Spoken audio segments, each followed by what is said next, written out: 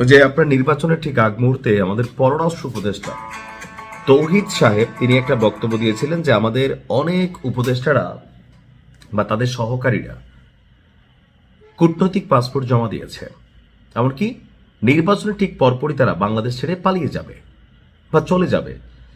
এখন সরকার গঠন তো হইল না, এই সরকারটা তো এখন স্টেবল, তাই না? এখনো তারা এক্সিস্ট করে। সরকার গঠন হবে, শপথ হবে, তারপরে এই সরকারের সাথে যারা সংশ্লিষ্ট, যাদের মনে ভয় নাই, দুর্নীতি করে নাই, চিটিং করে নাই, বাটপাড়ি করে নাই, স্বজনপ্রীতি করে নাই, তারা সুন্দরভাবে 18 মাস ভালো হোক খারাপ হোক যতটুকু তারা দায়িত্ব পালন করেছিল তারা সুন্দরভাবে বাংলাদেশ থেকে বিদায় নিবে। কিন্তু ঘটা শুরু হয়েছে ভিন্ন ঘটনা, অর্থাৎ তৎকালীন সময় পররাষ্ট্র উপদেষ্টা তৌহিদ তিনি যে বক্তব্যগুলি দিয়েছিলেন সেটার প্রথম জায়গাতে আমরা যার নাম পাইলাম প্রধান উপদেষ্টার বিশেষ সহকারী, অর্থাৎ ডক্টর ইউনূসের বিশেষ সহকারী ফয়েজ আহমেদ তৈয়ব। তিনি দেশ ছেড়ে ভাইগা চলে গেলেন নীরবে। ডাক, টেলিযোগাযোগ এবং তথ্য প্রযুক্তি মন্ত্রণালয়ের দায়িত্বপ্রাপ্ত অন্তর্বর্তীকালীন সরকারের প্রধান উপদেষ্টার বিশেষ সহকারী, খুবই গুরুত্বপূর্ণ বেশ কিছু সেক্টর তিনি আসলে হোল্ড করেছিলেন। এখন সূত্র বলছে সকাল 10টার দিকে, আজকে শনিবার সকাল 10টার দিকে জার্মানির উদ্দেশ্যে ঢাকা ত্যাগ করে ফেলেছেন। আপনার বিমানবন্দর সূত্র থেকে জানা গেছে তিনি এমিরেট এয়ারলাইন্সের ফ্লাইট EK583 এই বিমানযোগে হযরত শাহজালাল বিমানবন্দর থেকে আপনার রওনা হয়েছেন। তার সফরের উদ্দেশ্য আনুষ্ঠানিকভাবে প্রকাশ করা হয়নি, জানিয়ে মানুষের মধ্যে সন্দেহ তৈরি হয়েছে প্রধান উপদেষ্টার বিশেষ সহকারী কেন নীরবে দেশ ছেড়ে চলে গেলেন, কেন এটার কাজ সম্পর্কে কোনো ব্যাখ্যা বা তথ্য আমাদের কাছে আসলো না।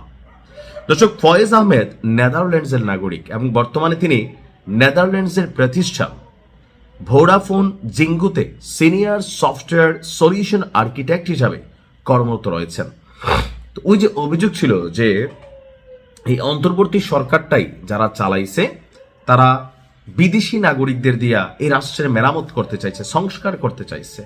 অধ্যাপক আলী রেস থেকে শুরু করে ভাই যারা বিদেশে থাকে, দেশেই থাকে না, এই দেশের সংস্কার করতে গেলে তারা আসলে কি করবে? ধরেন বাংলাদেশের সরকারি প্রাথমিক বিদ্যালয়গুলোতে উদাহরণ দিলে বুঝবেন, দেখবেন যে এখানে শিক্ষকদের সন্তানরা স্কুলে পড়ে না, ম্যানেজমেন্ট কমিটি যেটা থাকে তাদের বাচ্চারা এই স্কুলে পড়ে না, অ্যাজ এ রেজাল্ট স্কুলের পড়া ভালো না, বাথরুমগুলোতে যাওয়া যায় না, পরিবেশ খুবই নোংরা।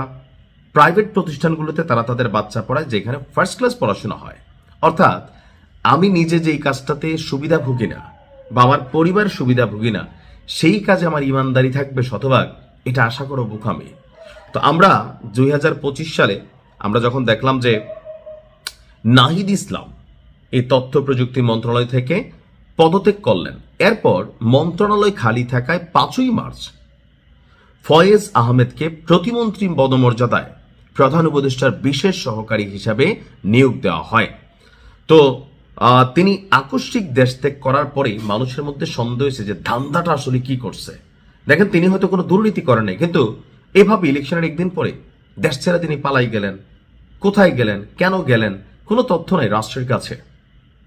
ওই যে বলা হইতো যে আমাদের কি বলে যে বাণিজ্য সচিব যিনি আছেন, বাণিজ্য কি বলে উপদেষ্টা ছিলেন, তিনি কিন্তু একটা বলছিলেন বশির সাহেব যে 21 লক্ষ কোটি টাকা ঋণ করা হয়েছে। এই টোটাল টাকা কি রাষ্ট্রের কল্যাণে গেছে নাকি আসলে এরকম কোনো উপদেষ্টাদের পকেটে আছে যে ডরে ভয়ে আগের থেকে লাল পাসপোর্ট জমা দিয়া ওই কূটনৈতিক পাসপোর্ট ফালাইয়া দেশি পাসপোর্ট দিয়ে দেশ ত্যাগের পরিকল্পনা ছিল? এটাই আসলে প্রমাণিত হইল। এখন আমার মনে হয় ফয়েজ সাহেব যিনি আছেন তার বিরুদ্ধে অভিযোগ যেহেতু আসছে, এটার তিনি উত্তর দিবেন, তাহলে আমরা বিষয়টা ক্লিয়ার হতে পারবো। আসসালামু আলাইকুম।